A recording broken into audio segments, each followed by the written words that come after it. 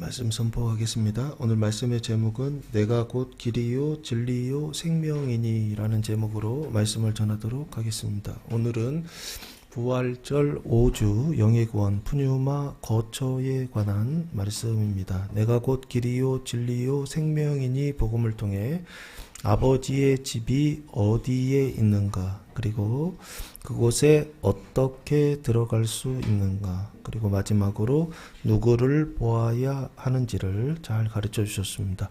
1절 말씀부터 보시면 너희는 마음에 근심하지 말라, 하나님을 믿으니 또 나를 믿으라 라고 말씀하셨습니다. 여기 너희라고 하는 것은 예수님의 제자들을 지금 말씀하고 있습니다. 근데 이 제자들은 어떤 제자들이냐라고 했을 때 바로 앞에 요한복음 13장 14절 말씀해 보시면 요 세족식을 지나간 제자들이다 라고 보시면 좋을 것 같습니다. 14절 내가 주와 또는 선생이 되어 너희 발을 씻었으니 너희도 서로 발을 씻어주는 것이 옳으니라 라고 예수님 말씀하셨는데, 제자들의 지금 발을 씻어주시는 것입니다. 이 의식을 세족식이라고 하고, 세족식이라고 하는 것은 그 의식 속에 하나님의 메시지를 담고 있다라고 보시면 좋을 것 같습니다. 그 제자들의 발을 씻어주시는 것처럼 믿음이 연약한 강한 자가 연약한 자들의 그 사망을 씻어주라고 하는 의식, 이게 바로 세족식이다 보시면 좋을 것 같습니다. 근데 이 세족식이라고 하는 것을 예수님께서 행하신 이유가 뭐냐라고 했을 때 바로 앞에 보시면 13장 1절 말씀해 보시면 6월절 전에 예수께서 자기가 세상을 떠나 아버지께로 돌아가실 때가 이른 줄 아시고 세상에 있는 자기 사람들을 사랑하시되 끝까지 사랑하시니라 라고 말씀하고 있습니다. 때가 되었다는 거예요. 근데 무슨 때가 됐냐면 아버지께로 돌아갈 때가 되었다라고 하는 것입니다. 근데 그걸 예수님이 아셨다는 거예요. 그래서 제자들을 사랑하시되 끝까지 사랑하셨다라고 말씀하시고, 이어서 3절 말씀 보시면 저녁 먹는 중 예수는 아버지께서 모든 것을 자기 손에 맡기신 것과 또 자기가 하나님께로부터 오셨다가 하나님께로 뭐한다? 돌아가실 것을 아시고 이제 세족식, 발을 닦아주시는 이 일을 하셨던 것입니다. 그러니까 세족식은 예수님께서 아버지께로 돌아가는 것과 관련이 있다 없다? 있다라고 보시면 아주 밀접한 절대적인 관련이 있다는 것입니다. 예수님께서 아버지께로 돌아가실 때가 된 것을 아시고 하신 것이 세족식이다라고 그렇게 보시면 좋을 것 같습니다. 그래서 지금 하나님께로 돌아가는 거, 아버지께로 돌아가는 거, 이걸 예수님 아셨고 세족식도 하셨고 여러 가지 말들을 하셨지만 직접적인 언급은 13장에 없더라고요. 찾아보니까 나중에 D 부분에 나오는데, 어쨌든 여기 보시면 예수님께서 제자들을 떠나 누구한테 가신다? 아버지께로 가실 것을 아시고 그때가 오셨음을 아시고, 그때가 언제냐면요, 지금이 6월절 바로 전날이라고 보시면 됩니다. 그러면 6월절이 금요일이거든요. 그러면 여긴 목요일 저녁이다 라고 보시면 좋을 것 같고, 마태, 마가, 누가복음에는 목요일 저녁에 세족식 하지 않죠. 뭐 하죠? 성만찬 예식이 나오지 않습니까? 근데 요한복음에만 뭐가 나오느냐? 세족식이 강조돼서 나온다라고 보시면 좋을 것 같고, 그러면 거기엔 이유가 있겠죠. 성만찬보다 요한복음은 뭐가 더 중요하다? 세족식이 중요하다라고 그렇게 보시면 좋을 것 같습니다. 왜 그렇죠? 성만찬은 지나갔다라고, 그 신앙의 단계는 넘어갔다, 올라갔다라고 보시면 좋을 것 같고, 지금 필요한 건 뭐냐 했을 때 세족식이다라고 그렇게 보시면 좋을 것 같습니다. 그래서 세족식의 의미는 뭐냐 했을 때 믿음이 강한 자가 믿음이 약한 자의 뭐를 씻어준다? 발을 씻어준다. 그 발을 씻어주는 의식을 통해서 뭐를 씻어준다? 눈에 보이지 않는 그 몸에 남아있는 잘못이죠. 나쁜 것인데 이것을 사망이라고 그럽니다. 그 사망을 씻어내는 의식, 이게 바로 세족식이고, 그걸 예수님 마지막에 지금 하고 계시다라고 보시면 좋을 것 같습니다. 너희는 그 세족식을 지나온 너희다라고 보시면 좋을 것 같고요. 그 너희는 결국에 예수님께서 자기들을 떠나실 것을 뭐 한 거냐면 안 제자들이다라고 그렇게 보시면 좋을 것 같습니다. 그럼 결국에는 예수님 입장에서는 이별을 통보하는 거죠. 그리고 제자들 입장에서는 뭐랄까 애인이 이별을 통보해서 그걸 지금 받은 입장이라고, 이제 헤어져 지금 그런 입장이라고 보시면 좋을 것 같습니다. 그래서 이제 스승과 제자의 관계 속에서 공생의 3년 6개월을 늘 함께 다니셨거든요. 그래서 예수님을 위해서 자기 목숨을 버리겠다 하면서 모든 걸 버리고 지금 쫓아온 제자들이란 말이에요. 그런데 예수님이 너희를 두고 아버지께로 가신다는 겁니다. 지금 이별을 통보하는, 어쩌면은 청천벽력과 같은 그런 어떤 느낌을 갖지 않을까라는 생각이 듭니다. 예수님께서 어쩌면 제자들을 버리시는 것처럼 생각할 수도 있는 어떤 일이 되지 않을까. 그래서 지금 이건 결국에는 예수님의 부재를 이야기하는 것이고, 예수님이 하나님이시기 때문에 하나님의 부재를 지금 예수님께서 뭐 하시느냐 말씀하신다라고 보시면 좋지 않을까 싶습니다. 그래서 너희는 어떤 상태냐, 이별을 통보받아서 기분이 썩 좋지 않아요. 그래서 나쁘다라고 생각하는 제자들이라고 보시면 좋을 것 같습니다. 그래서 베드로가 13장 바로 앞에 보시면 예수님께 이런 질문을 하나 합니다. 13장 36절 말씀인데요. 시몬 베드로가 이르되 주여 어디로 가시나이까? 예수께서 대답하시되 내가 가는 곳에 네가 지금은 따라올 수 없으나 후에는 따라오리라 라고 말씀하셨습니다. 여기 베드로 알고 있죠? 주여 어디로 가시나이까? 라고 물어요. 그죠? 근데 13장을 제가 아무리 찾아봐도 명시된 어떤 단어는 없어요. 근데 베드로는 지금 알고 있죠. 어디로 가시나이까? 주님 떠나신다라고 하는 것을 뭔가 알고 있어요. 그래서 구체적으로 명시된 데가 어딘가 찾아봤더니 16장 28절 말씀에 보시면 아주 명확하게 써 있더라고요.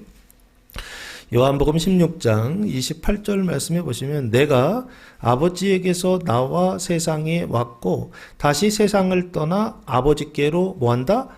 가노라 하시니 이제 말씀하시죠. 아주 정확하게 말씀하세요. 그러면 이 앞에 13장에서는 일부러 조금 감추셨구나라고 보시면 좋을 것 같습니다. 왜?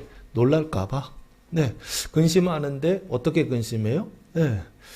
어쩌면 좀 몸을 상하게 할 때까지 근심할까봐. 예수님께서 일부러 살짝 가려서 말씀하신 것이 아닌가라는 생각을 해보고요. 어쨌든 베드로가 질문합니다. 어디로 가시나이까? 주여 어디로 가시나이까? 물었죠. 그 물음에 대한 대답이 14장 1절부터 시작된다라고 보시면 좋을 것 같습니다. 예수님 어디로 가십니까? 물어보니까 예수님께서 난 어디로 간다라고 하는 것에 대한 대답을 지금 하고 계시는 거예요. 그리고 왜 가는지를 지금 설명하고 계십니다. 너희는 마음에 뭐하지 마라?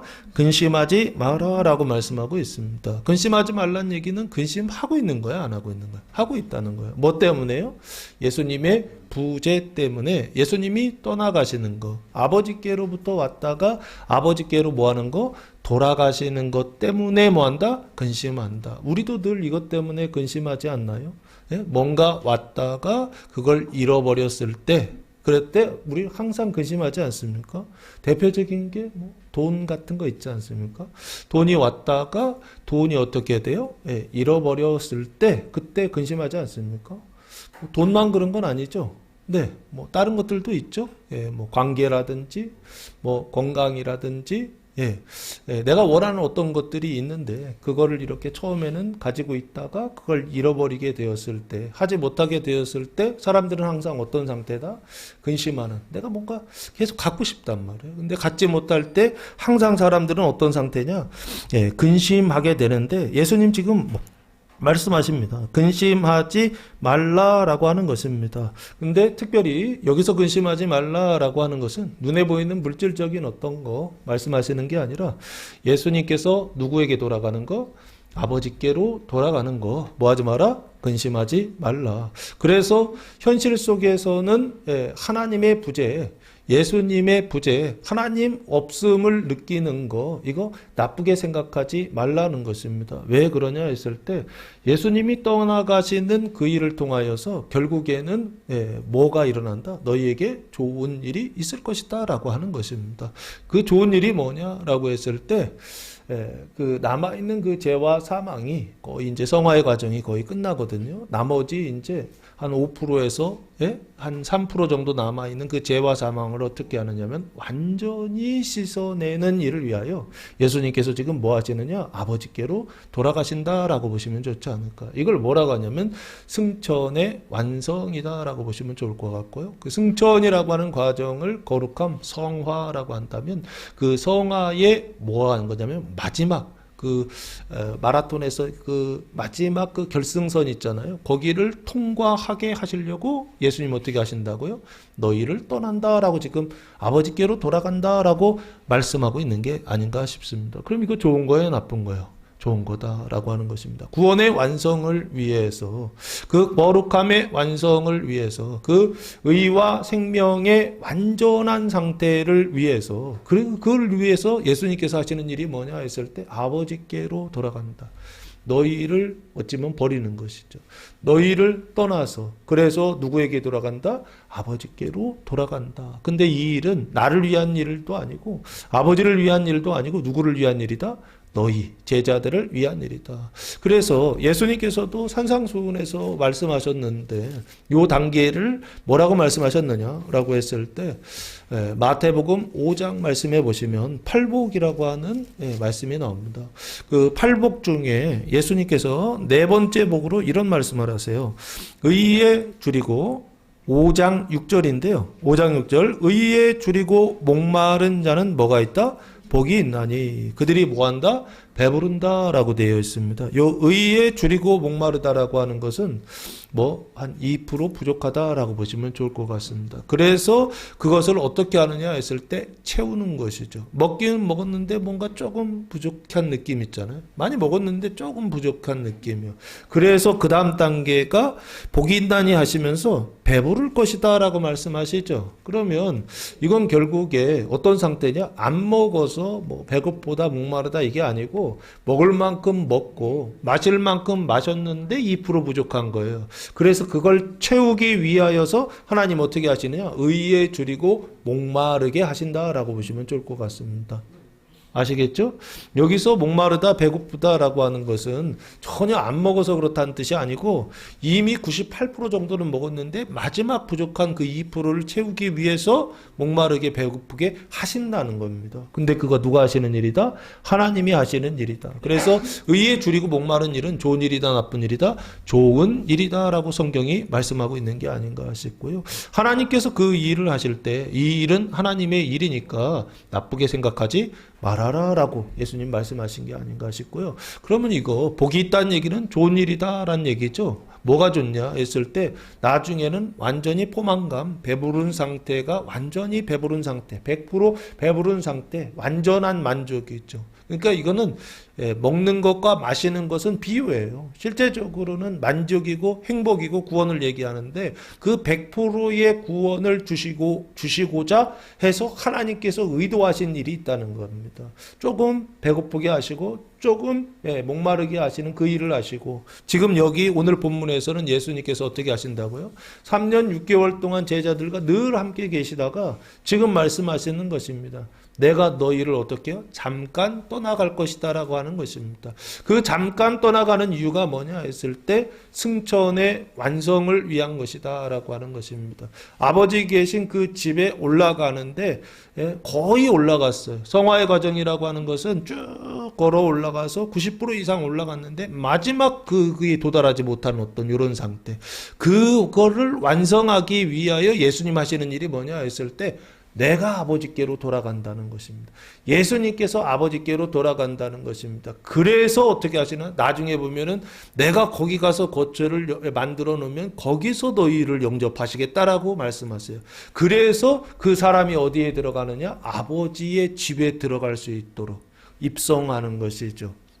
그 일을 위하여 예수님께서 어떻게 하신다? 너희를 떠나가실 것이다 라고 지금 예수님 말씀하고 있다 라고 보시면 좋습니다. 그래서 근심하지 말라라고 말씀하고 있습니다. 그 방식이 뭐냐라고 했을 때 지금 아버지께로 돌아간다라고 했잖아요. 그 돌아가시는 방식이 성경에 나와 있습니다. 사도행전 1장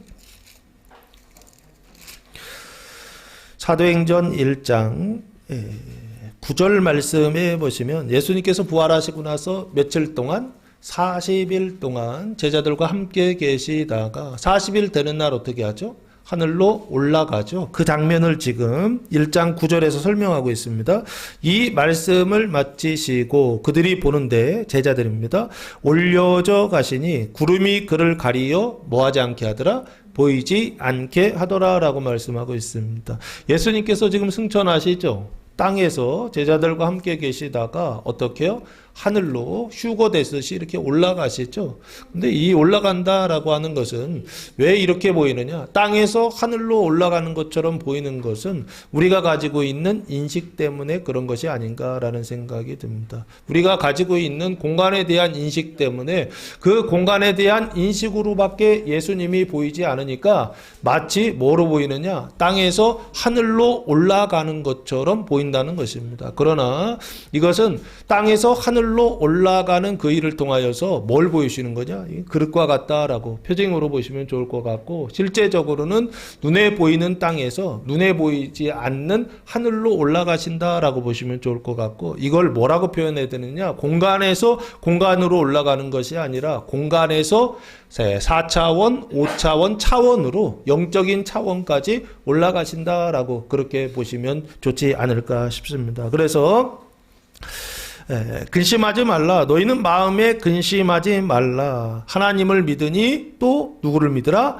나를 믿으라 라고 그렇게 말씀하고 있습니다. 하나님을 믿는다라고 하는 것은 누구를 믿는 건가요? 아버지를 믿는다. 하나님 아버지를 믿는다라고 그렇게 보시면 좋을 것 같고요. 나를 믿으라 라고 하는 것은 누구를 믿는 것이죠? 나는 예수님을 얘기하는 것입니다. 앞에가 하나님 아버지면은 뒤에는 당연히 아들이다. 관계성으로 보시면 좋을 것 같고요.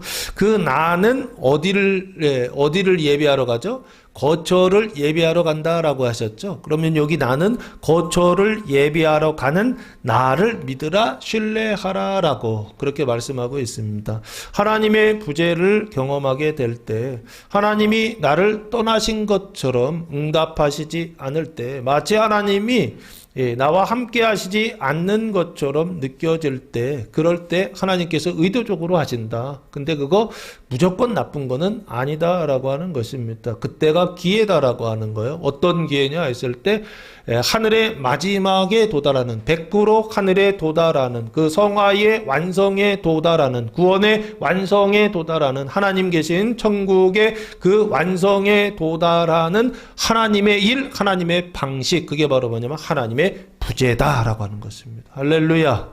하나님이 나를 떠나셨다라고 느끼실 때 나쁘다 생각하지 말고 열심히 성경 읽어서 하늘에까지 올라갈 수 있는, 준비할 수 있는 교회와 성도들 되시기를 예수님의 이름으로 축복합니다. 그때 닫혔던, 아담과 하와가 타락해서 닫혔던 하늘의 문이 열립니다. 낙원의 문이 열립니다. 아무도 들어갈 수 없었던 하나님이 계시는 그 거처에 들어갈 수 있는 문, 그 길을 내시기 위하여 예수님 어떻게 하신다? 제자들을 떠나 가신다라고 그렇게 보시면 좋을 것 같습니다. 그래서 2절 말씀에 보시면 내 아버지 집에 거할 것이 많도다라고 말씀하고 있습니다. 베드로가 어디로 가시나이까 물었잖아요. 그럼 공간 개념입니다. 베드로는 어디에서 어디로 가십니까? 이렇게 물었는데 예수님은 지금 뭐라고 대답하시냐면 내 아버지 집에 뭐 할 것이 많다? 거할 것이 많다라고 대답하십니다. 그러면 내가 어디로 간다는 얘기예요? 아버지 집으로 간다, 이렇게 보시면 좋을 것 같습니다.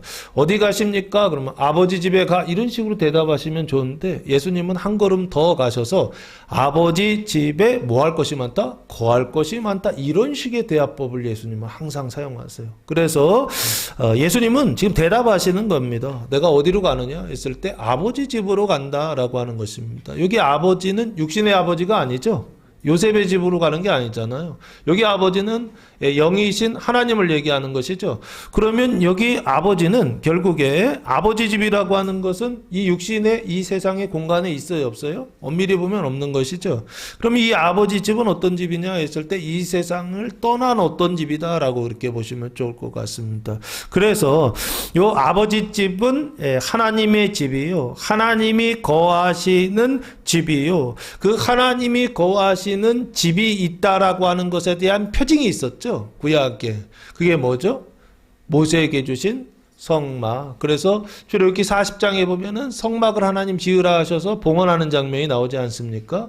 그 성막이 뭐냐 했을 때 그 가죽으로 천으로 이 집을 지어서 그 안에 하나님이 들어오셔서 사시겠다, 거하시겠다 하신 게 성막이잖아요. 가죽은 표징입니다. 뭐에 대한 표징이냐?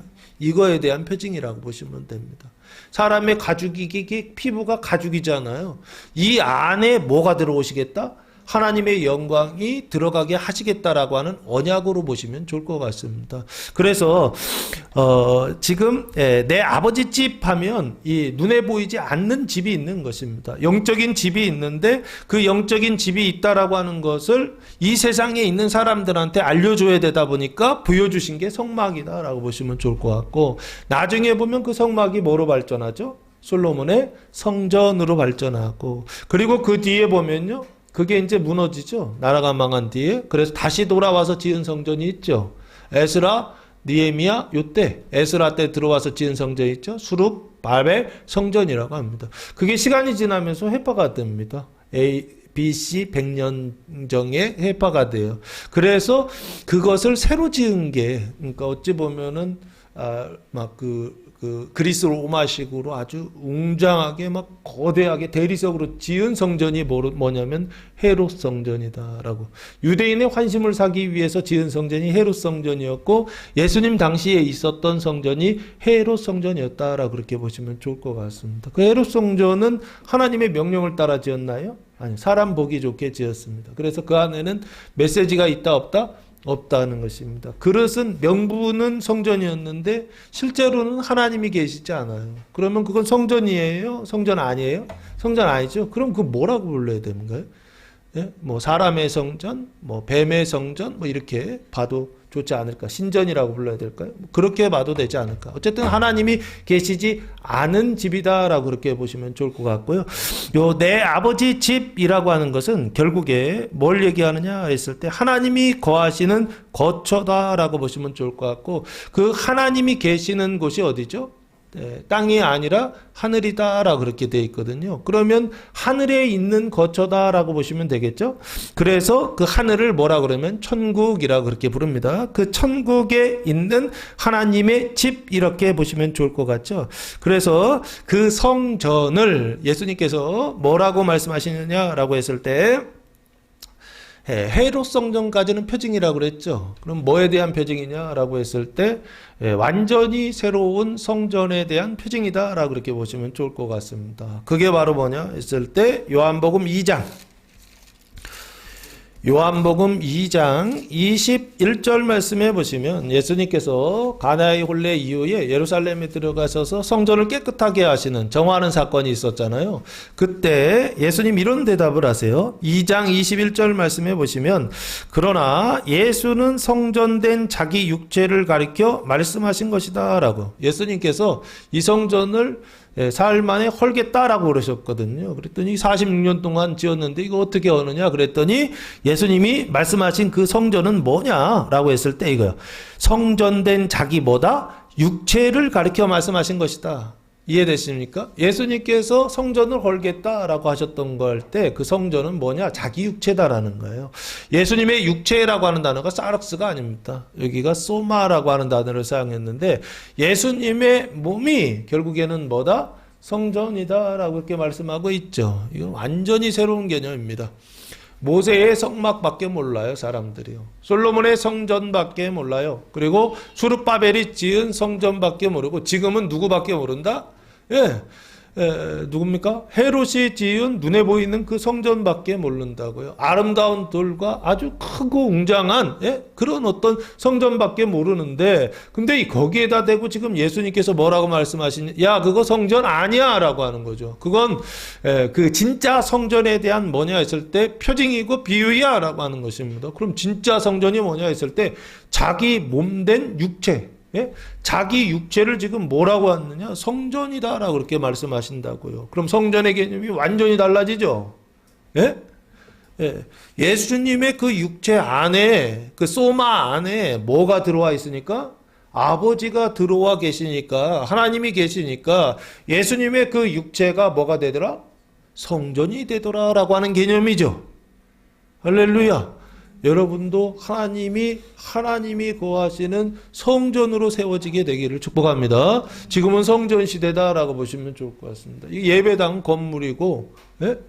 예, 이 교회라고 할 때 이 교회는 이거는 교회당이라고 그럽니다. 장소라고 하고, 실제 교회는 뭐냐? 예, 부르신 자들의 모임이라고 그래요. 성도들. 예? 성도들을 뭐라고 부르냐 했을 때 교회다라고 그렇게 부릅니다. 그래서 교회는 뭐냐? 움직이는 하나님의 집. 그래서 성전이라고 그렇게 보셔도 좋을 것 같고요. 그래서 지금 성전이라 하나님의 집이라고 하는 개념이 쉽게 보면 성전인데 그 성전이라고 하는 것이 완전히 달라지는 개념이 나왔죠. 예수님의 소마가 성전이다라고 그랬어요. 그래서 요 인식들 속에서 서신서에 나오는 제자들은 하나님의 집이 뭐냐라고 했을 때 이게 하나님의 집이구나라고 인식을 해요. 그게 바로 뭐냐면 고린도전서 3장 16절 말씀해 보시면 사도 바울이 이렇게 말합니다. 고린도전서 3장 16절 말씀해 보시면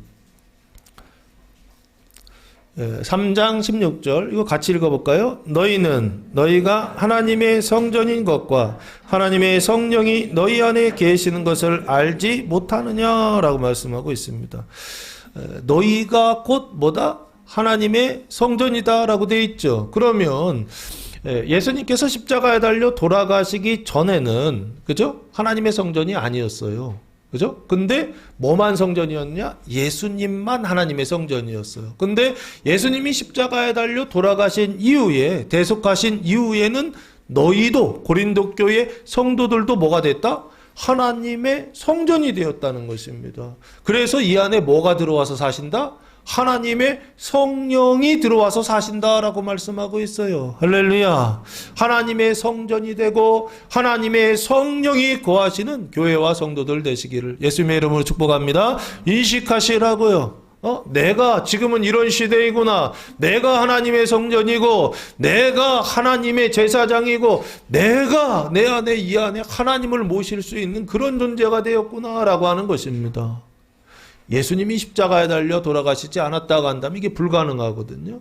예수님이 십자가에 달려 돌아가셔서 나의 그 죄와 사망을 어떻게 하시느냐 했었을 때 용서하시는 그 대속의 사건으로 인하여서 나는 뭐가 되느냐 했을 때 하나님의 성전이 되더라라고 하는 것입니다. 그래서 이 안에 누구를 모시느냐? 하나님을 모시고 성령님을 모시고 예수님을 모시고 아버지를 모시고 아버지와 아들과 성령을 모실 수 있는 사람이 되었다는 것입니다. 그래서 내가 이 육체가 뭐가 되느냐? 성전이 되었다.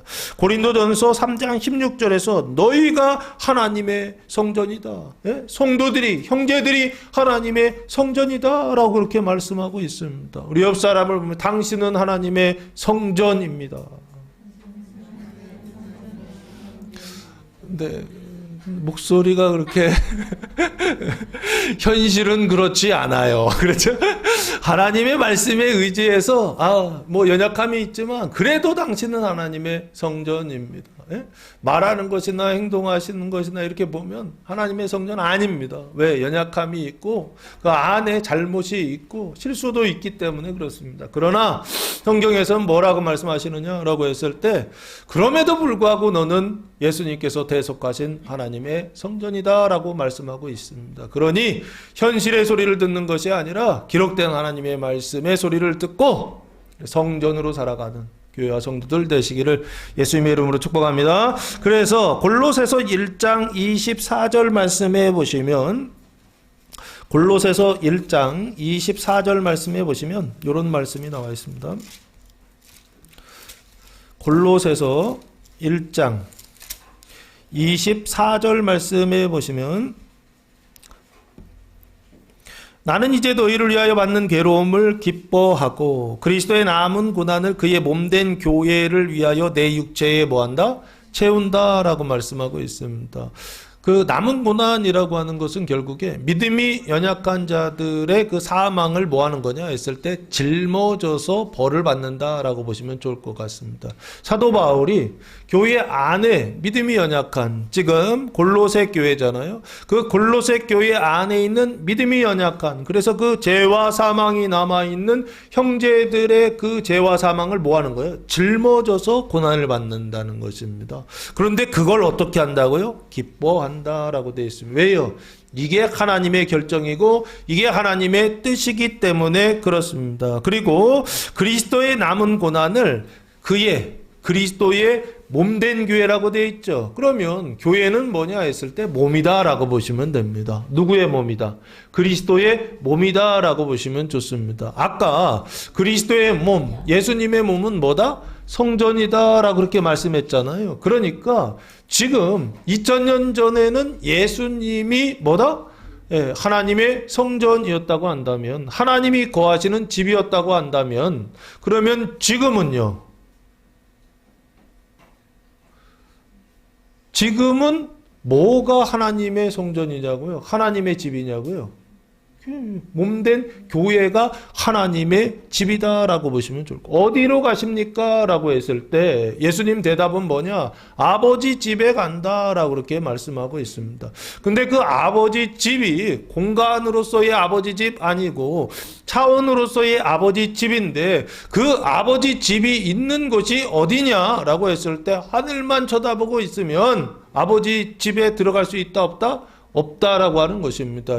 지금은 진짜 2000년 전에는 예수님이 아버지의 집이었다고 한다면 지금은 눈에 보이는 아버지의 집이 뭐냐라고 했을 때 몸된 교회가 아버지의 집이다라고 하는 것입니다. 할렐루야.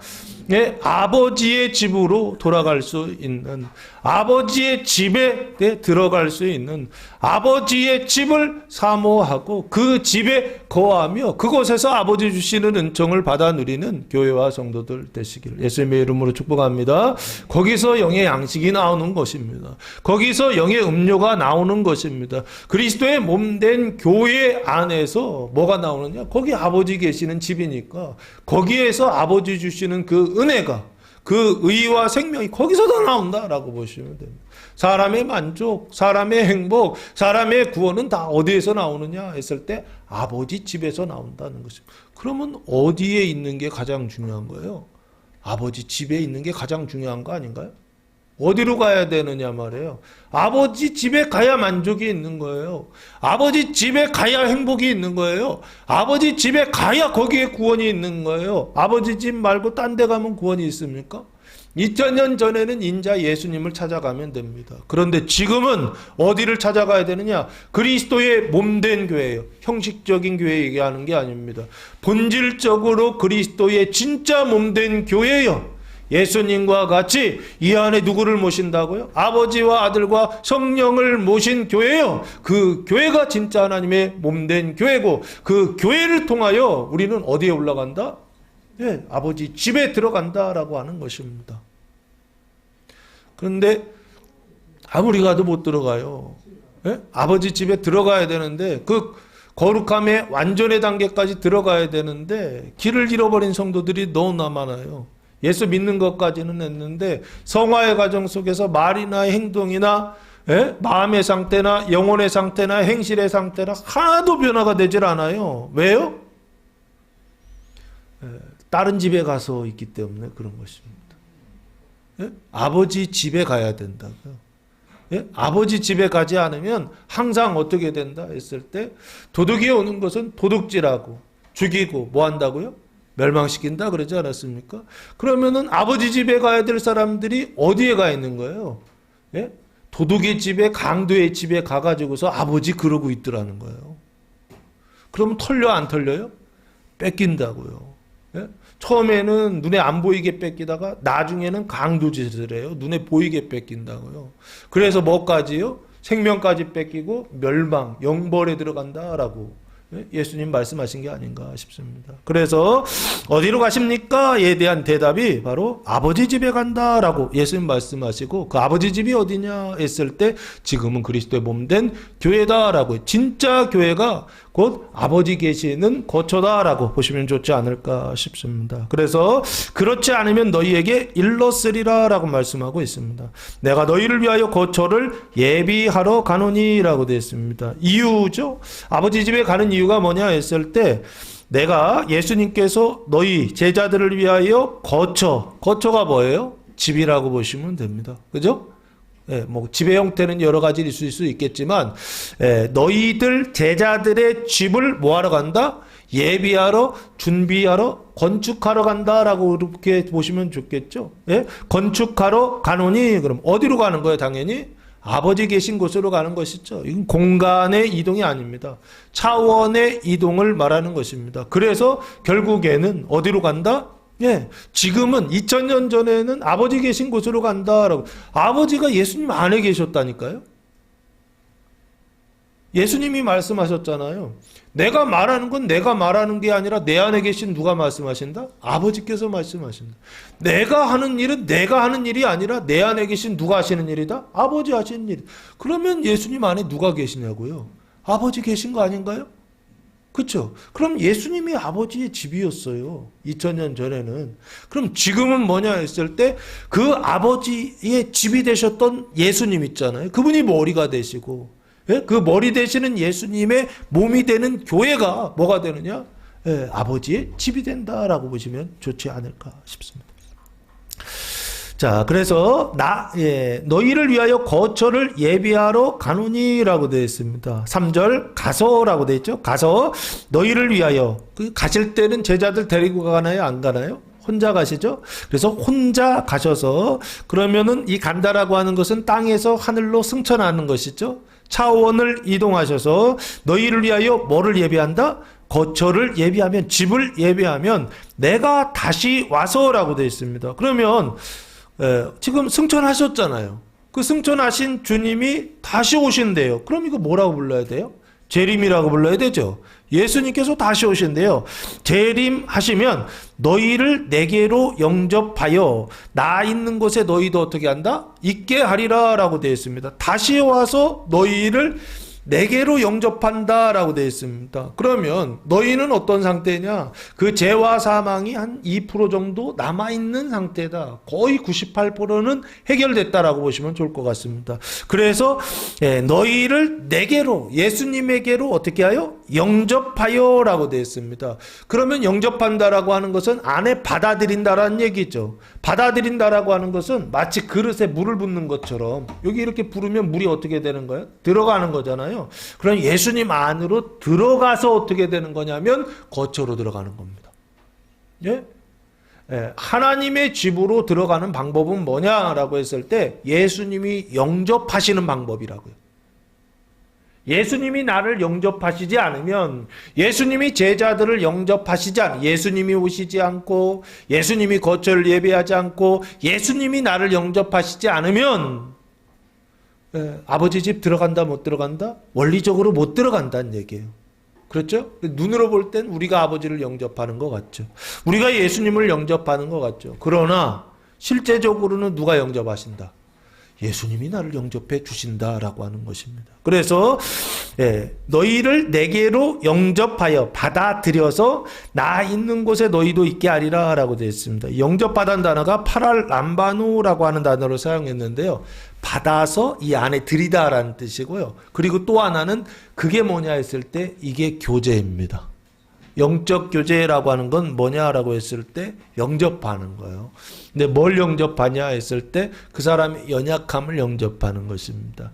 그 죄와 사망을 영접하는 것입니다. 그 사람의 잘못을 그 사람에게 돌리는 거, 나의 잘못도 그 사람한테 돌리는 거, 뭐 이런 거 책임 전가를 얘기하는 게 아니라 그 사람 걸 나한테 가지고 와서 어떻게 한다고요? 그 사람의 잘못을 나의 잘못으로, 그 사람의 사망을 나의 사망으로 받아들이는 걸 영접이라고 보시면 좋을 것 같고, 이게 교제다라고 하는 것입니다.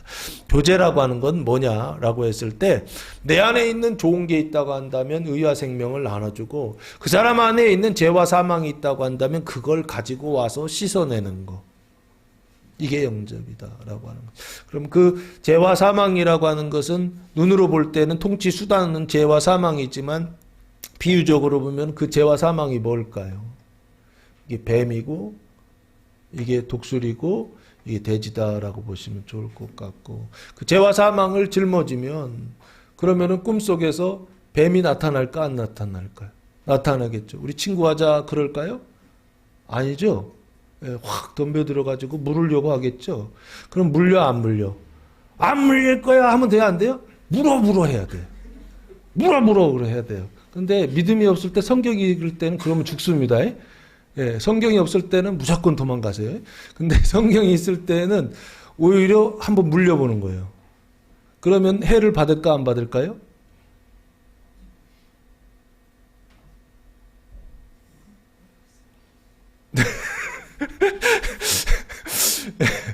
예, 환상 속에 뱀이 나타나가지고서 막 무는데, 예? 막 무는데, 원래 몇 분 있다 죽어야 되잖아요. 안 죽어. 내가 놀래. 왜 안 죽지? 네, 그래서 뭐 하는 거냐? 영접해서 씻어낸다라 그렇게 보시면 좋을 것 같고, 그 일이 뭐냐? 교회가 하는 일이고 예수님이 하시는 일이다라고 보시면 좋을 것 같습니다.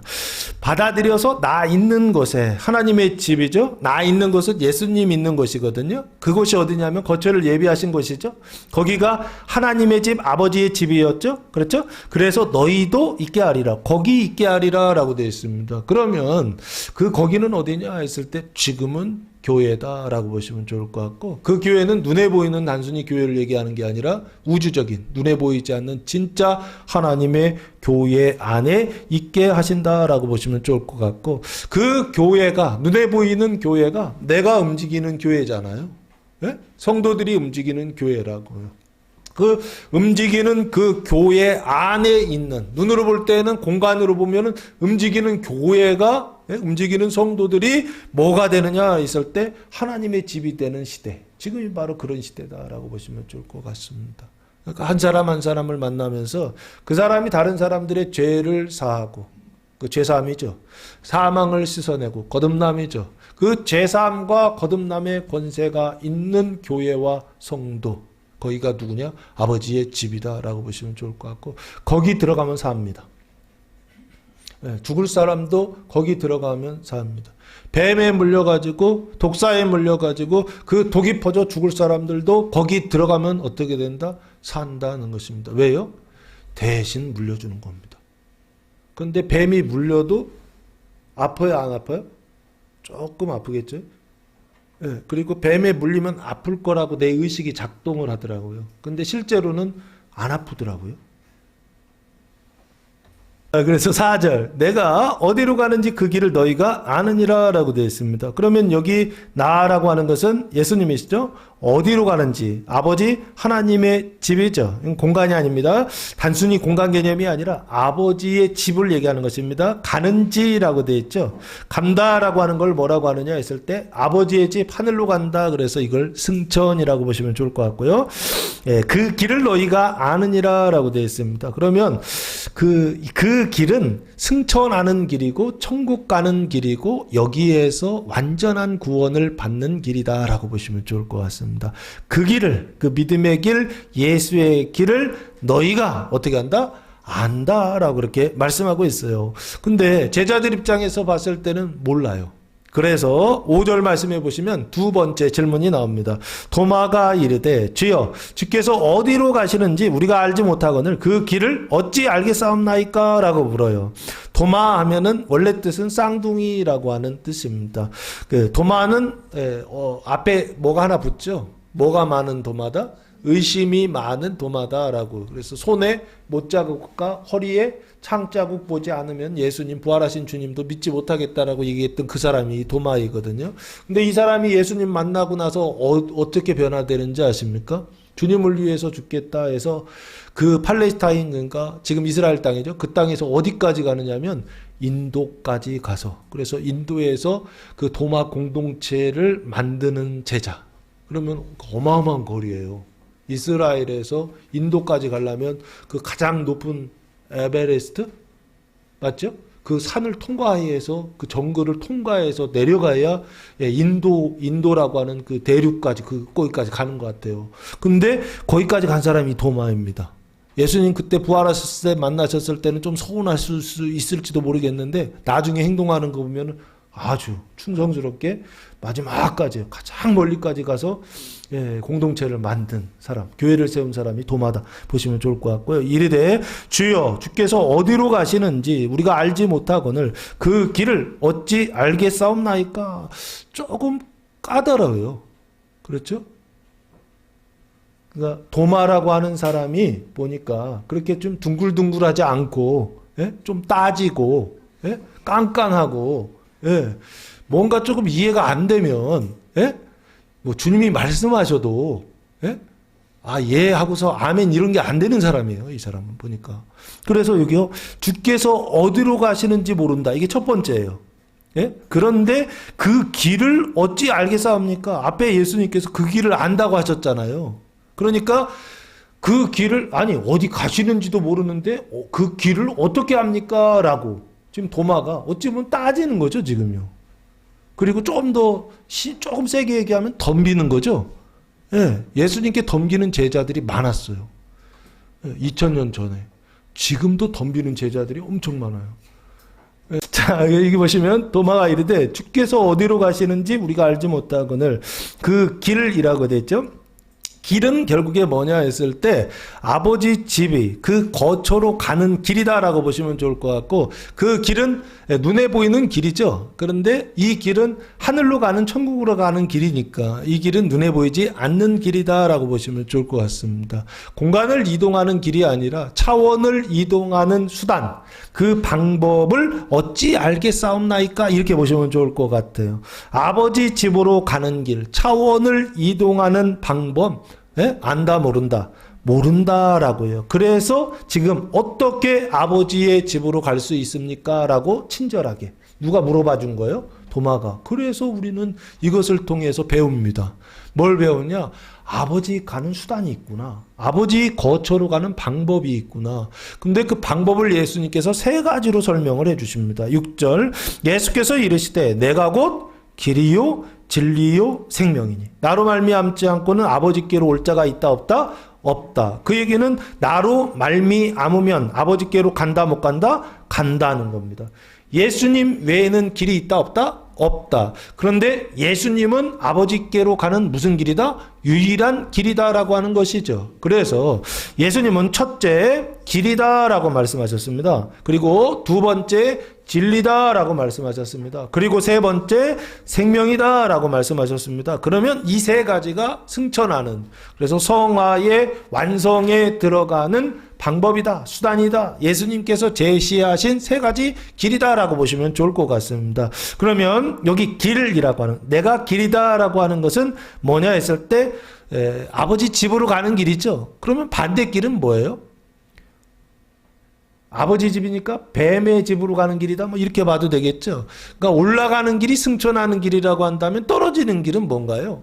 타락하는 길이다라고 보시면 좋을 것 같습니다. 그러면 여기요. 내가 곧 길이다라고 하는 것은 뭐냐라고 했을 때 타락하는 길에 원래 있었죠. 그렇죠? 뱀의 말을 듣고 늘 어떤 상태에 있었느냐 했을 때 타락하는 길, 그리고 빼앗기는 길, 그리고 죽음의 길, 그리고 멸망하는 길에 있었던 사람이잖아요. 근데 내가 길이다라는 얘기는 그 길로 돌이키라는 얘기죠. 그러면 이게 뭐예요? 회개다라고 보시면 좋을 것 같습니다. 이 길이라고 하는 거는 뭐냐라고 했을 때 완전의 은총 속에 들어가는 거예요. 그 거룩함의 완성에 들어가는 회개의 길, 그분이 바로 누구냐? 예수님이시다라고 보시면 좋을 것 같습니다. 그래서 나로 말미암지 않고는 할 때 나는 눈으로 볼 땐 예수이고, 그 예수님이 뭐라고 말씀하셨냐면 태초에 말씀이 계시니라, 이 말씀이 하나님께 함께 하셨으니 이 말씀은 하나님이시라 그랬잖아요. 그럼 태초에 말씀이 있었던 거예요? 없었던 거예요? 있었던 거죠. 그러면 태초에는 로고스가 있었던 거예요. 그렇죠? 그 로고스가 있으면서 인자 예수님, 말씀이 육신이 되셔서 인자 예수님이 오실 때까지는 로고스의 상태에 있었죠. 그러면 그 로고스의 상태가 기록된 게 뭐예요? 성경이죠. 그 당시에 히브리 성경이요. 지금 우리가 봤을 때는 구약 성경이죠. 이해되십니까? 예, 구약 성경이 있었단 말이에요. 구약 성경이. 그러면 여기요. 예수님은 결국에 성경을 얘기하는 거구나. 그리고 신약은요. 예수님 오셔서 인자로 오셔서 예, 기록되어 있는 게 신약이죠. 마태, 마가, 누가, 요한복음에 예수님 기록되어 있죠. 그리고 그 뒤에 서신서, 사도들이 서신서에서 예수님에 관하여 기록하고 있죠. 그럼 요한계시록까지의 신약 내용은 27권의 내용은 다 누구 얘기예요? 인자 예수님에 대한 얘기죠. 이해되십니까? 구약도 로고스에 대한 얘기고 신약도 흐레마 예수님에 대한 얘기라고요. 그러면 그 당시에는 그랬어요. 예수님 당시에는. 지금 보았을 때는 구약도 로고스고 신약도 로고스죠. 우리 여기서 봤을 때는. 이해되십니까? 그럼 다시 들어가셔서 예, 성경이 나로 말미암지 않고는 아버지께로 올 자가 없다 하셨을 때 나는 성경을 얘기하는 겁니다. 근데 그 성경은 구약과 신약을 이야기하는 것이고 그 구약, 신약 그 안에는 뭐가 있느냐라고 했을 때 구약 안에는 죄를 이기는 능력이 있어요, 없어요? 없죠. 없죠. 네, 구약 안에는 뭐만 있어요? 죄를 깨닫는 능력만 있죠. 그 죄를 깨닫는다는 걸 뭐라고 합니까? 회개라고 그러죠. 그래서 이 회개는 뭐냐? 완전을 위한 회개다라고 보시면 좋을 것 같습니다. 나로 말미암지 않고는 아버지께로 올 자가 없다라고 하는 것은 결국에 첫 번째 회개의 길을 통하여서 들어갈 수 있다라고 하는 얘기고요. 두 번째는 진리다라고 말씀하셨거든요. 이 진리라고 하는 것은 뭘 얘기하느냐라고 했을 때 예, 하나님의 말씀을 이야기하는데 그 말씀 중에서도 죄를 사하는 말씀이다라고 보시면 좋을 것 같습니다. 그래서 죄를 뭐로 바꾸는 능력, 예, 의로 바꾸는 권세, 이걸 바로 진리다라고 말씀하고 있고요. 그리고 마지막 세 번째 생명이다라고 말씀하시는데 그 생명은 뭐냐 했을 때 사망을 생명으로 바꾸는 능력이다라고 보시면 좋을 것 같습니다. 그래서 구약 안에는 회개가 우리 안에 회개가 일어나게 하시는 하나님의 능력, 힘이 있다고 한다면 신약 안에는 죄를 의로 바꾸고 사망을 생명으로 바꾸는 능력이 그 안에 들어있다는 거예요. 그래서 그 예수로 말미암아 그 성경으로 말미암아 그 구약과 신약을 통하여서 사람은 어떻게 해요? 회개하고 죄사함을 받고 사망을 생명으로 바꾸는 거듭남의 이런 능력들이 나타날 수 있다라고 하는 것입니다. 이거는 사람이 할 수 있다 없다? 없다라고 하는 것입니다. 사람의 방법으로 된다 안 된다? 안 된다는 것입니다. 사람이 쓴 책을 통해서 된다 안 된다? 안 된다는 거예요. 하나님이 쓰신 유일한 책, 그게 바로 뭐냐면 성경이에요. 성경은요, 세상에 존재하는 하나님이 쓰신 유일한 책이십니다. 그래서 이것을 성경이라고, 요즘 이제 사람들이 교만해져가지고 성서라고, 책이라고 자꾸 낮추는데요. 성경과 성서는 조금 느낌이 다르죠? 네, 성서는 그냥 일반 책들 중에 하나야, 거룩한 책이야, 뭐 이런 식으로 받아들이더라고요. 그게 아니고 이건 성경입니다. 성경. 그래서 이걸 캐논이라고 그럽니다. 네? 유일한 기준이 된다라고 그럽니다. 왜 유일한 기준이냐? 하나님의 유일한 책, 하나님의 유일한 기준이요. 그게 바로 성경이다라고 하는 것입니다. 그래서 이걸 보면 흔들리지를 않아요. 이걸 보면은 조금 안정감이 있어요. 그런데 반대로 사람의 책을 보면요, 다 상대적이에요. 이 책은 절대적이란 말이에요. 흔들리질 않나요? 반석이란 말이에요. 그런데 사람의 책을 보면요, 이것도 맞고 저것도 맞고, 예? 사람의 책은 다 상대적이라고요. 그래서 늘 어떻다고요? 흔들려요. 그리고 늘 어떻다고요? 불안해요. 그래서 늘 어떻다고요? 계속 채워야 돼요. 예? 배우고 배워도 어떻게 해요? 흔들려요. 배우면 배울수록 더 흔들려요. 사람의 책은 보면 볼수록 더 흔들리게 돼 있어요. 왜? 이것도 맞고 저것도 맞고. 절대가 아니기 때문에 그렇습니다. 상대이기 때문에 그렇습니다. 그 상대적인 것을 계속 먹으면 내 안에 그 심령의 상태가 늘 상대적인 상태가 되고 흔들리는 상태가 된다라고 하는 것입니다. 흔들리는 인생이 아니라 반석 위에 굳게 서는 인생, 교회와 성도들 되시기를 예수님의 이름으로 축복합니다.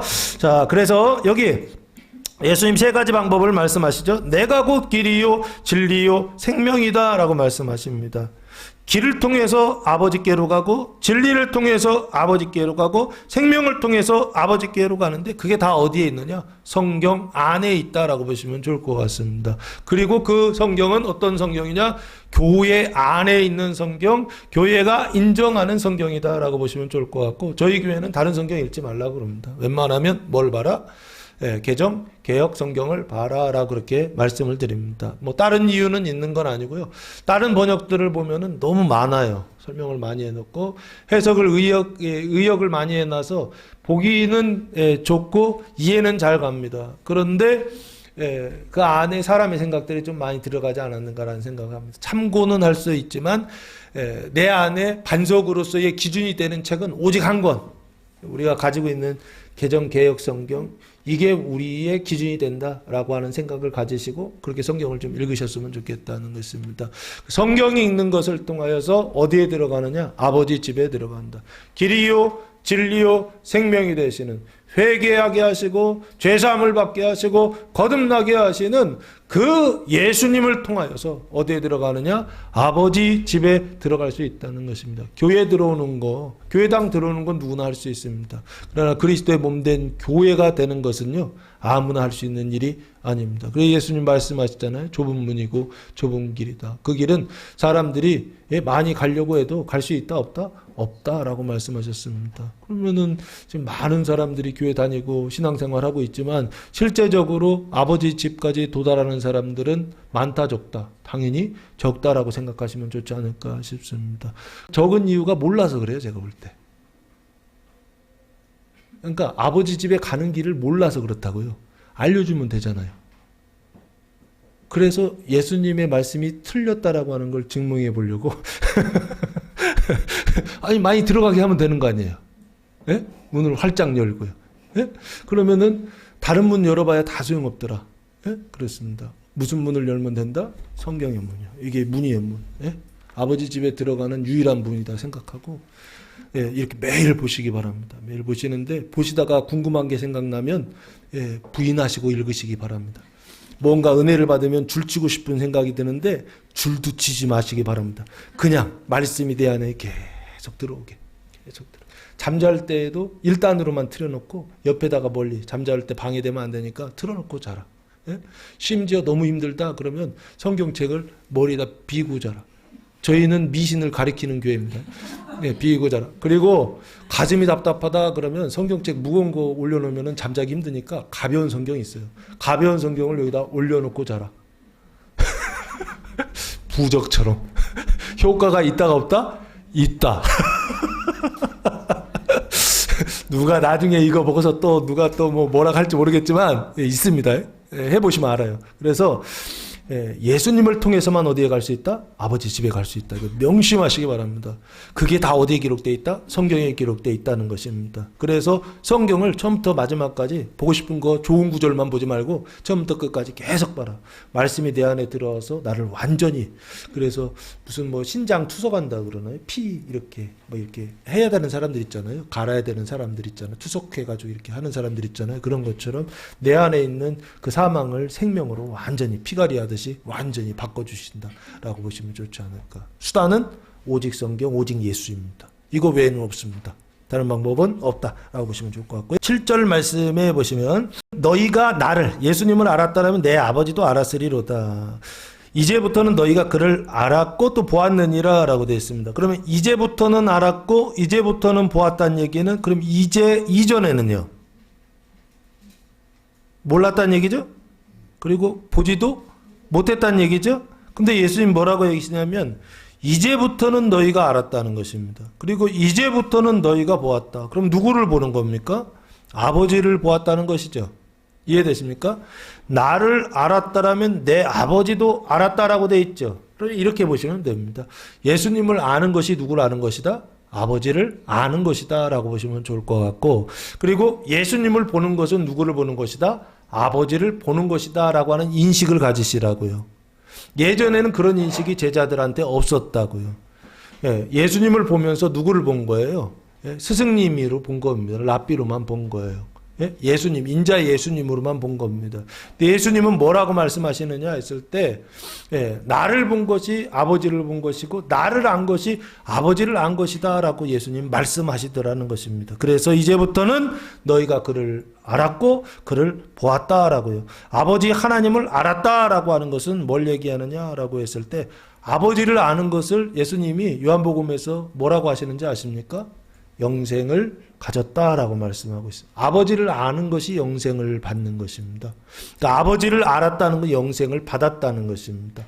영생의 은총의 단계예요. 이제부터는 너희가 아버지를 알았다라고 하는 것은 영생의 은총이에요. 그 영생의 은총을 담아놓은 사람이 있었죠. 이 이스라엘이다라고 보시면 좋을 것 같고, 보았다라고 하는 것, 아버지를 아는 게 영생의 은총이라고 한다면 아버지를 보는 건 뭐냐 했을 때 영화의 은총이다라고 보시면 좋지 않을까 싶고요. 그 아버지를 보는 거는 뭐냐 했을 때 열방의 구원이다라고 보시면 좋을 것 같습니다. 영화라고 하는 것은요, 영광이라고 하는 것은 빛이 나는 거예요. 근데 근거리 가까이 난다라고 보시면 좋을 것 같아요. 근데 이게 LED거든요. LED는 빛이 어떻게 되는 거냐면 퍼지면서 나가는 게 아니라 이렇게 레이저처럼 쏘면서 나가는 빛이에요. 그런데 그렇게 빛이 나가다 보니까 빛이 어떻게 되느냐면 멀리까지 퍼져요. 그걸 뭐라고 그러냐면 영화라고 그럽니다. 멀리까지 반짝반짝하여서 섬들과 바다가 그것을 보고 열방이 그것을 보고 시온에 돌아올 것이다 라고 예언되어 있거든요. 그게 영화의 은총입니다. 영화의 은총. 아버지를 본다라고 하는 건 뭘 얘기하느냐 했을 때 열방이 돌아오는 영화의 은총, 그 영화의 구원이 시작될 것이다 라고 말씀하고 있는 게 아닌가 싶고요. 그것을 본 사람이 있어요. 아버지를 본 사람이 있는데 사도행전 7장 55절 말씀해 보시면, 사도행전 7장 55절 말씀해 보시면 스데반이 순교하는 장면입니다. 초대교회 7 집사 있죠? 그 집사 중에 스데반이 순교하는 장면인데요. 7장 55절입니다. 스데반이 성령 충만하여 하늘을 우러러 주목하여 하나님의 영광과, 이 아버지죠? 아버지의 영광과 및 예수께서 하나님 우편에 서신 것을 보고라고 했습니다. 그럼 이 장소가 어디예요? 하늘이죠. 그래서 56절 말하되 보라 하늘이 열리고 인자가 하나님 우편에 서신 것을 보노라 한데라고 되어 있습니다. 하나님이라고 하는 게 아버지죠. 우편에 서신다라고 하는 게 예수님이시죠. 이해되십니까? 그러니까 하늘이 열렸단 말이에요. 그리고 누가 보여요? 아버지의 영광이 보이고, 그 우편에 누가 앉아 계세요? 예수님이 앉아 계세요. 여기는 서 계시다고 하는데 원래 우편에 보좌가 있으니까 앉아 계시는데, 스데반이 지금 하늘로 올라가려고 하니까 어떻게 하고 있어요? 예수님이 서 계세요. 이해되십니까? 예, 하늘에 있는 존재들이 서 계세요. 그런데 하늘이라고 하는 것을 표징으로 삼다 보니까 어떻게 우리가 생각할 때는요, 이렇게 들어서 저 비행기 다니는 하늘, 새 다니는 하늘이라고 생각하고 쳐다보죠. 근데 그러니까 그림을 그리더라도 그 스데반이 순교할 때 이렇게 두드려 맞아가지고 피 흘리면서 하늘을 쳐다보면 하늘에 쫙 이렇게 열리면서 그 안에 아버지와 그리고 예수님과 뭐 천군 천사들이 쫙 이렇게 해서 영접하기 위해서 준비하는 그런 그림들 있잖아요. 왜 그렇게 그렸는지 아시겠죠? 공간적 이해 때문에 그렇다고요. 실제적으로는 그것을 통해서 뭘 얘기하고 싶은 거냐 했을 때 차원의 이동을 말하고 싶은 거라고요. 어디로 가느냐 했을 때 아버지 계시는 그곳으로 간다라고 하는 걸 그렇게밖에 그리질 못하는 거예요, 우리는요. 그래서 지금 스데반이 아버지의 영광을 본다 그랬잖아요. 그러면 엄밀히 보세요. 엄밀히 보면은 영광을 보는 거예요, 아버지를 보는 거예요?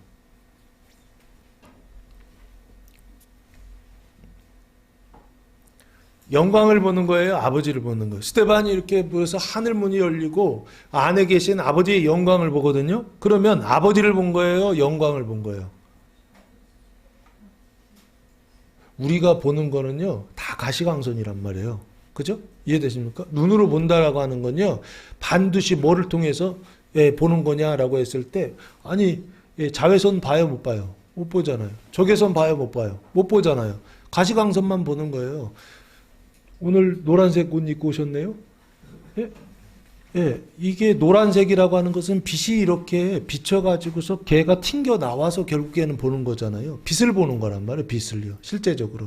아버지의 영광을 본다라고 하는 건 엄밀히 보면은 아버지를 본다라고 착각하는 거죠. 실제적으로는 뭐를 보는 거다? 빛을 보는 겁니다. 빛을요. 아버지의 영광을 본다라고 보시면 좋을 것 같고요.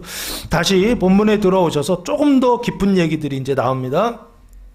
8절 질문이 이겁니다. 빌립이 이르되, 아까 베드로가 처음 질문했고 어디로 가십니까? 그리고 두 번째 도마가 질문했었죠. 어떻게 갑니까? 마지막 세 번째는요, 빌립이 등장해서 이렇게 묻습니다. 이 빌립이라고 하는 것은 휘리포스라고 해서 타는 말 있잖아요. 털그락 타는 말을 좋아하는 사람이라고 하는 뜻을 가지고 있는데요. 이 빌립이 이르되, 주여 아버지를 우리에게 뭐 해달라? 보여주옵소서. 앞에서 7절에서 보았다고 말씀하셨잖아요. 근데 빌립이 어떻게 하는 거예요? 보여주옵소서. 이런 경우는 이거 뭐라고 그래야 되나요? 이미 보았다고 했는데 또 보여달라고 그래요. 딴짓하고 있어요? 이 뭐 뒷북치는 건가요? 예? 아니 대화에 좀 참여를 해야 되잖아요. 그죠? 예. 아니 앞에서 이미 예수님 보셨다고 하면 보건 못 보건 예? 한번 봐야 되겠다는 생각을 가지고 뭐 이렇게 의식을 해야 되는데 전혀 그러지 않고 지금 뭐라 그러냐면 아버지를 우리에게 보여주옵소서. 아니 이미 보았다니까요. 봤죠? 예수님은 봤다고 얘기한다고요. 근데 지금 빌립은 뭐라고 하냐면 우리에게 보여주옵소서라고 묻는 거예요. 그 얘기는 무슨 얘기입니까? 네, 쉽게 얘기하면 증거를 보여주옵소서라고요. 네. 하나님의 증거를 보여주옵소서라고 보시면 좋을 것 같고요. 또 조금 더 가면요. 표적을 보여주옵소서라고 보시면 좋을 것 같습니다. 그 얘기는 무슨 얘기인가요? 기적을 보여달라라고 보시면 좋지 않을까. 눈에 보이는 하나님의 증거, 기적을 보여주옵소서라고 그렇게 보시면 좋지 않을까 싶습니다. 그래서 아버지를 보여주옵소서라고 하는 것은 원래대로 한다면 이 질문이 이런 것입니다.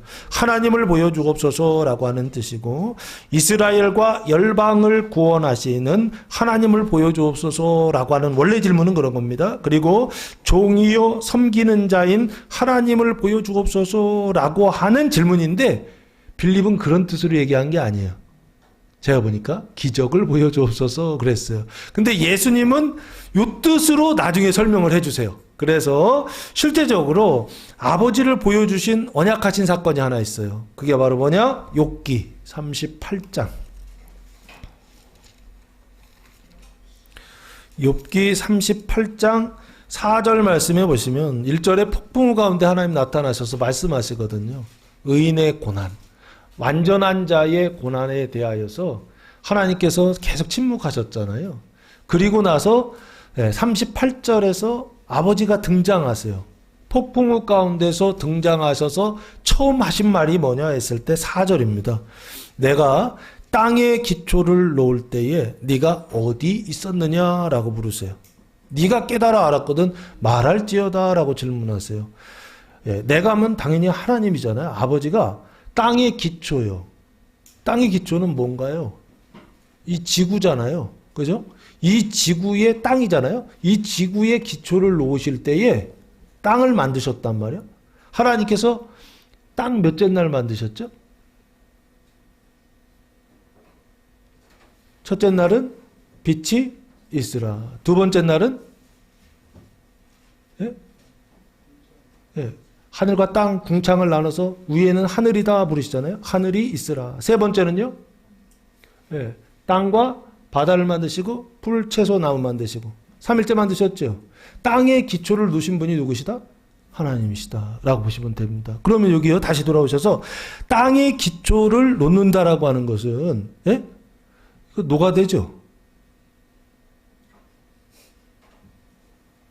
아닌가요? 땅을 설립한다라고 하는 것은 일하는 거잖아요. 아니 식당에서 사장이 일해요? 종업원이 일해요? 이해되세요? 그러면 나는 종업원이다 그거 아니에요?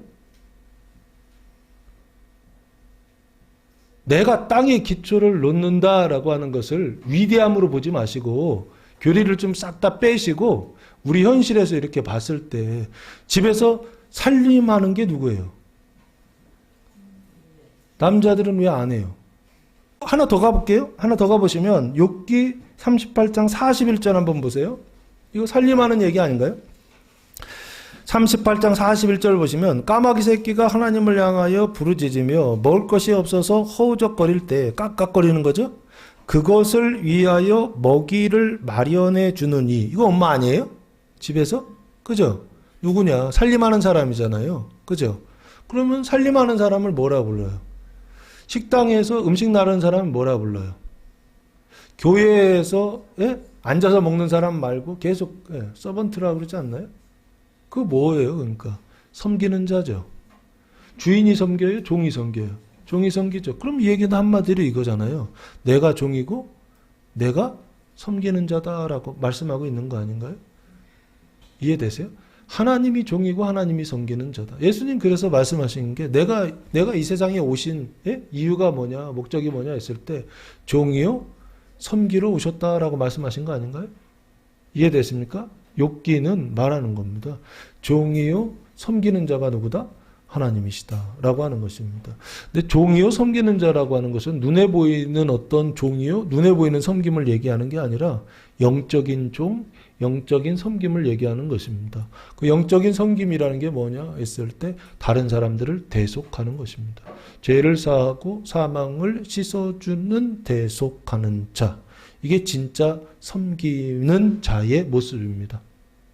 그러니까 교인들이 밥 먹는다 했을 때 밥만 먹지 마시고 그 사람이 가지고 있는, 상대방이 가지고 있는 사망까지도 먹어줄 수 있는, 그 사람이 가지고 있는 형제들이 가지고 있는, 믿음이 연약한 자매들이 가지고 있는 뭐까지도요?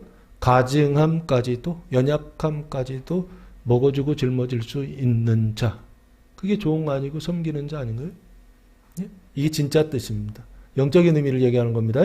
육신적으로는 서번트 하는 사람들, 서비스 하는 사람들이 가져다 드리는, 음식 나르는 사람들이지만 실제적으로 영으로 봤을 때는 뭐하냐? 죄를 씻고 사망을 씻는 사람들이다. 그게 누구냐? 그게 아버지시고, 그 안 믿으니까 예수님이 오셔가지고 십자가에 지시면서 내가 종이고 내가 섬기는 자다라고 보여주신 거 아닌가요? 이해되십니까? 그러면 다시 조금 더 들어오셔서 아버지를 우리에게 보여주옵소서라고 하는 것은 결국에 아버지를 보여달라고 하는 것은 우리가 생각할 때는 위대하고 그리고 강대하고 아주 높으시고 찬양받으실 만한 어떤 그런 아버지를 생각하지만 실제로 세상 속에서 일하시는 아버지의 모습은 누구냐 했을 때 집에서 늘 살림하면서도 칭찬받지 못하고 평생 어찌 보면은 집구석에서 뭐해? 살림이요. 할 일이 얼마나 많은지요. 해도요. 티도 안 나요. 해본 사람들아 그냥 밖에 나가 일하는 게 나을지도 모르겠어요. 일은 어찌 많은지. 살림이 살리는 길이다 라고 보시면 좋을 것 같습니다. 그래서요, 하여튼 남자들이 젊었을 때 밖에 나가서 힘도 써야 되지만 조금 나이 들면 집에서 살림을 배우는 것도 괜찮다라고 저는 개인적으로 생각합니다. 자, 그래서 9절 말씀해 보시면 예수께서 대답하십니다. 빌립아, 내가 이렇게 오래 너희와 함께 있으되 네가 날 알지 못하느냐라고 반문하세요. 그리고 나를 본 자는 누구를 보았다? 아버지를 보았다라고 그렇게 말씀하세요. 어찌하여 아버지를 보이냐 하느냐라고 오히려 반문하세요. 그 얘기는 무슨 얘기예요? 이미 보여줬다는 얘기죠. 그러니까 아버지를 보려면 누구를 봐야 돼요?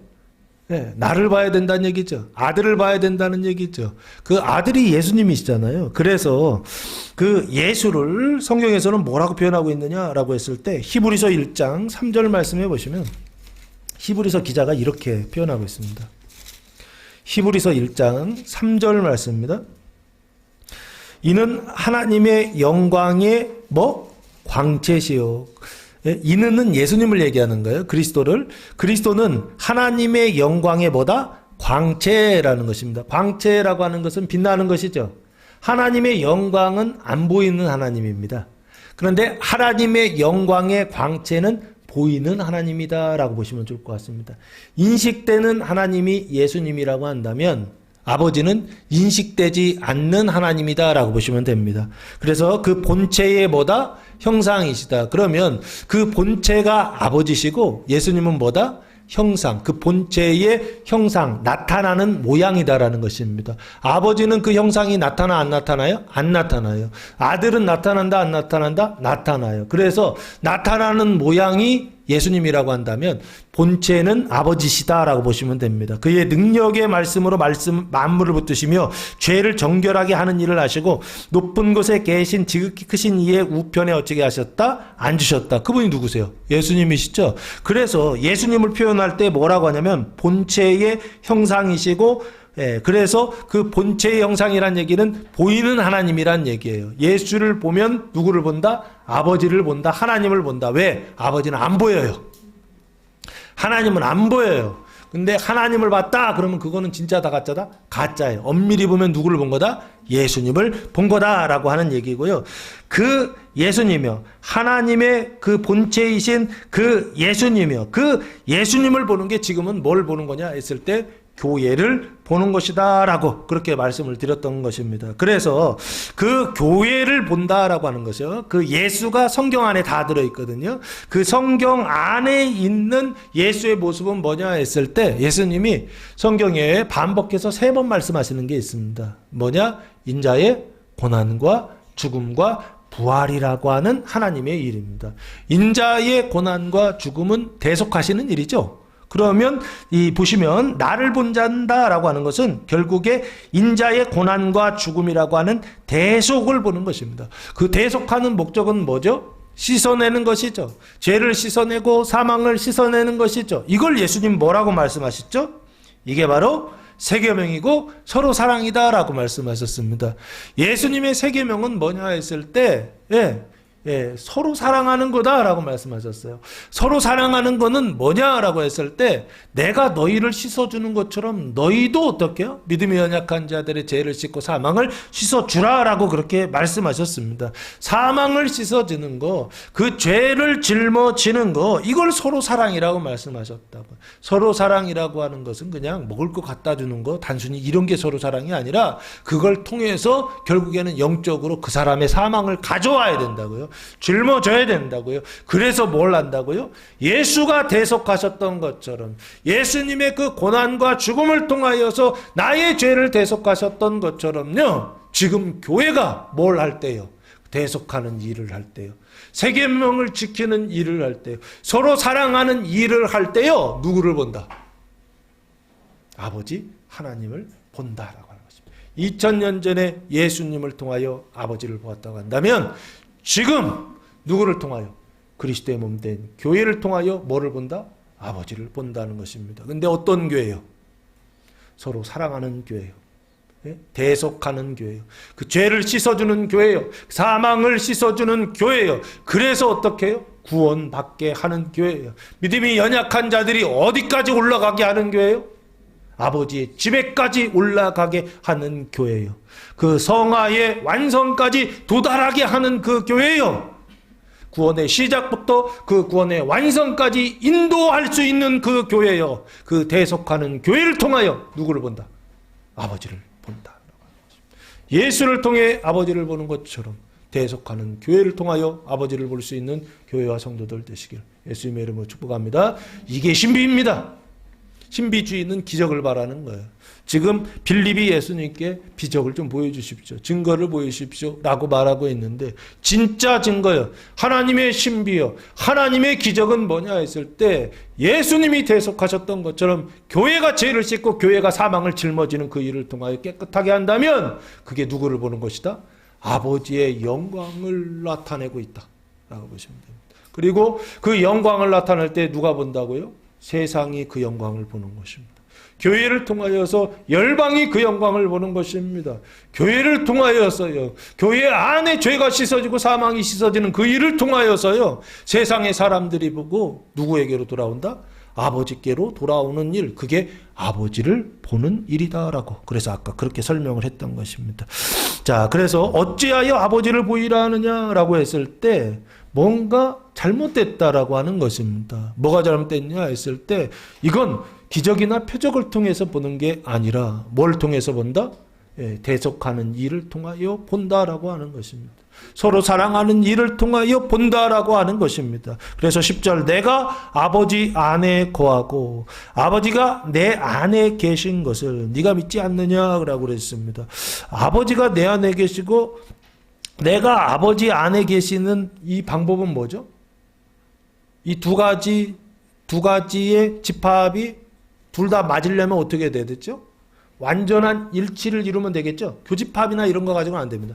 완전한 일치를 이루고 있을 때는 이게 가능해집니다.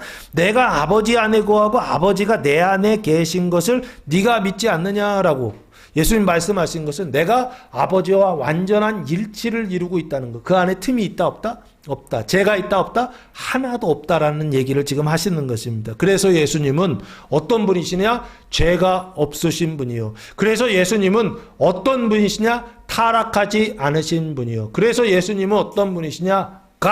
하나님이 사람이 되신 맨이 되신 맨이다라고 그렇게 설명을 드렸던 것입니다. 다시 내가 너희에게 이르는 말, 이것은 흐레마거든요. 근데 그 당시에는 흐레마예요. 레마인데 지금은 뭐냐 했을 때 기록된 하나님의 말씀이 되었죠. 예수님의 말씀이 성경에 기록되어 있으니까 로고스라고 보시면 좋을 것 같습니다. 스스로 하는 말이 하는 것이 아니라 그러셨습니다. 그러면 누가 하신 거예요? 아버지께서 내 안에, 예수님 안에 계셔서 아버지의 일을 하시는 것이다 라고 되어 있습니다. 그 아버지의 일이 뭐예요? 하나님의 일이죠. 하나님의 일이 뭐예요? 하나님의 일이 뭐예요? 요한복음 6장. 요한복음 6장 보시면요. 예수님이 딱 명시를 해 놓으셨습니다. 28절부터 같이 읽겠습니다. 29절까지. 그들이 묻되 우리가 어떻게 하여야 하나님의 일을 하오리이까? 예수께서 대답하여 이르시되 하나님께서 보내신 일을 믿는 것이 하나님의 일이니라 하시니. 딱 말씀하시죠? 하나님의 일은 뭐다? 믿는 거예요. 믿는 거예요. 그런데 누구를 믿는 거다? 하나님께서 보내신 일을 믿는 거다. 그분이 누구세요? 예수님이시죠? 그러니까 하나님의 일은 예수님을 믿는 거예요. 예수님을 믿는 것이 하나님의 일이다라고 되어 있습니다. 여기 그의 일을 하시는 것이다라고 하는 것은 결국에 예수님을 믿게 하시는 일이죠. 이해되십니까? 무엇을 통해? 말씀. 성경이라고 하는 수단을 통해서 누구를 믿게 하시는 거? 보내신 자를 믿게 하시는 일. 그게 바로 아버지의 일이고 하나님의 일이다라고 보시면 좋을 것 같고요.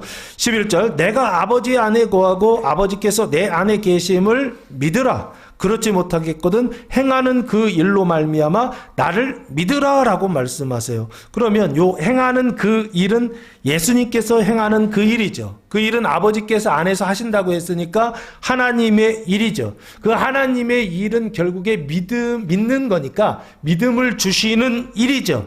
그 일을 하시는 거, 내 안에 뭐라 그랬죠? 말미암아 나를 믿으라 그랬잖아요. 예? 믿음 주시는 그 일을 통하여서 나를 믿으라라고 보시면 좋을 것 같고요. 그러면 이런 일이 일어납니다. 12절 내가 진실로 진실로 너에게 이르노니 나를 믿는 자는 내가 하는 일을 그도 할 것이요 또한 나보다 큰 일도 하리니 이는 내가 아버지께로 감이라라고 되어 있습니다. 진실로는 아멘이라는 단어고요. 뜻은 뭐냐 했을 때 굳건히 확실히 믿을 수 있는 이라고 하는 뜻입니다. 근데 진실로가 두 번 들어가면 매우 중요하다. 예수님 말씀하신 것들 중에 중요한데 굉장히 중요하다라고 하는 것입니다. 확실히 믿을 수 있다는 것입니다. 너희에게 이르노니 나를 믿는 자는 내가 하는 일도 누가 한다? 그도 할 것이요 라고 되어 있습니다. 나는 예수님이시죠. 거처를 예비하러 가신 예수님이시고 하나님과 완전한 일치를 이루신 예수님을 믿는 자는 내가 예수님께서 하시는 일을 그게 뭐예요? 하나님의 일이고 서로 사랑하는 일이고 발을 씻어주는 일이고 형제들의 사망을 씻어주는 일을 할 것이요 그도 할 것이요 또한 그보다 큰 일도 아니리니 이는 내가 어디에게로 간다? 아버지께로 간다 그랬습니다. 그럼 예수님께서 하셨던 일보다도 더 큰 일, 예수님 하셨던 일도 하지만 예수님 하셨던 일보다 더 큰 일은 뭘까요? 믿는 자들은 더 큰 일도 한다 그러셨습니다. 그러면 지금은 2000년이 지났으니까 그죠? 그동안 성장했다고 한다면 교회는 그거보다 더 큰 일을 하고 있어야 되죠? 그럼 그 일이 뭐냐고요? 그보다 더 큰 일도 결국에는 무슨 일이냐라고 했을 때 이게 하나님의 일이고 아버지의 일이거든요.